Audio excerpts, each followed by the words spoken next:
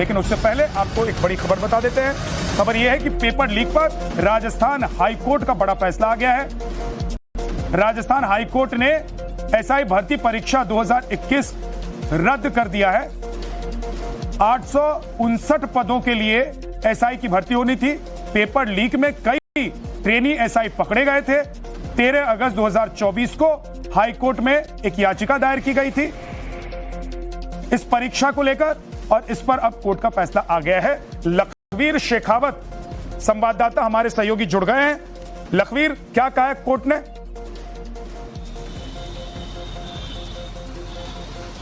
बिल्कुल, देखिए, ये जो जस्टिस समीर जैन की एकल पीठ ने जो फैसला सुना है, वाकई में विद्या काफी बड़ा फैसला है, क्योंकि राजस्थान के तमाम युवाओं को लंबे समय से इंतजार था, क्योंकि लगातार इस प्रकार की बातें सत्ता पक्ष में बैठे मंत्रियों द्वारा भी की जा रही थी, और साफ तौर पर तमाम जो अभ्यर्थी थे वो लड़ाई लड़ रहे थे कि 2021 में जो सब इंस्पेक्टर की भर्ती परीक्षा हुई उसमें डमी कैंडिडेट्स बिठाए गए थे, और आरपीएससी के सदस्यों ने ही पेपर को लीक कर दिया था, जिसकी वजह से काफी युवाओं के भविष्य के साथ कुठाराघात हुआ। हालांकि काफी लंबे समय से ये मामला राजस्थान हाईकोर्ट में लंबित था। 14 अगस्त को इस पूरे मामले में हाईकोर्ट ने इस पर फैसला सुरक्षित कर लिया था, लेकिन आज जब इस मामले पर चर्चा हुई तो साफ तौर पर फैसला सुनाया गया कि 2021 की जो भर्ती हुई थी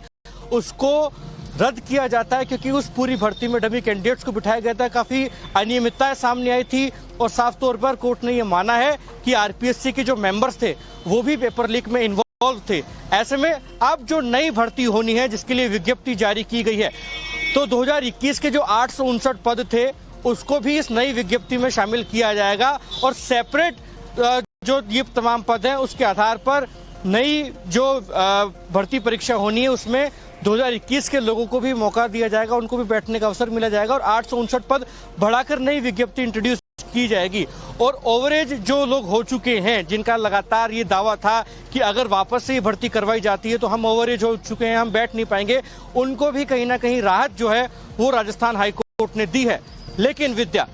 राजस्थान हाईकोर्ट का फैसला आ गया है, और जिस प्रकार से याचिका दायर की गई थी कैलाश चंद्र और अन्यों के द्वारा, उनको राहत तो मिली है, लेकिन निश्चित रूप से इस पूरे प्रकरण में अब राजस्थान में सियासत तेज नजर आएगी, क्योंकि ये मामला तब का है जब सूबे में पूर्ववर्ती अशोक गहलोत सरकार थी, और उस दौरान विपक्ष में बैठे किरोड़ीलाल मीणा सहित अन्य लोगों ने लगातार इस मामले को उठाया था। और अब चूंकि जब भजनलाल सरकार राजस्थान में है, तो उस दौरान हनुमान बेनीवाल जो राष्ट्रीय लोकतांत्रिक पार्टी के सुप्रीमो है, नागौर से सांसद है, वो लगातार इस पूरे मामले को लेकर तूल दे रहे हैं और कह रहे हैं कि अब सत्ता परिवर्तन हो गया। ऐसे में बावजूद उसके सरकार इस पूरे मामले को डिफेंड कर रही है, लेकिन राजस्थान के युवाओं के साथ कुठाराघात हुआ था। लेकिन जिस तरीके से अब हाईकोर्ट का फैसला आया, तो निश्चित रूप से लगातार ये सियासत तेज होगी, और निश्चित रूप से किरोड़ीलाल मीणा का भी स्टैंड अब इस पर साफ आ गया है, और उन्होंने इस फैसले का स्वागत किया है, क्योंकि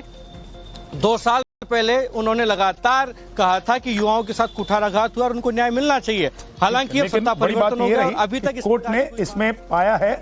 कि गड़बड़ियां हुई थी, डमी कैंडिडेट्स बिठाए गए थे, और पेपर लीक को लेकर जो आरोप लगाए गए थे वो कोर्ट के द्वारा जो फैसला सुनाया गया है उससे स्पष्ट है कि अब दोबारा परीक्षा होगी, वो परीक्षा ठीक तरीके से नहीं ली गई। बहुत बहुत शुक्रिया इस पूरी जानकारी।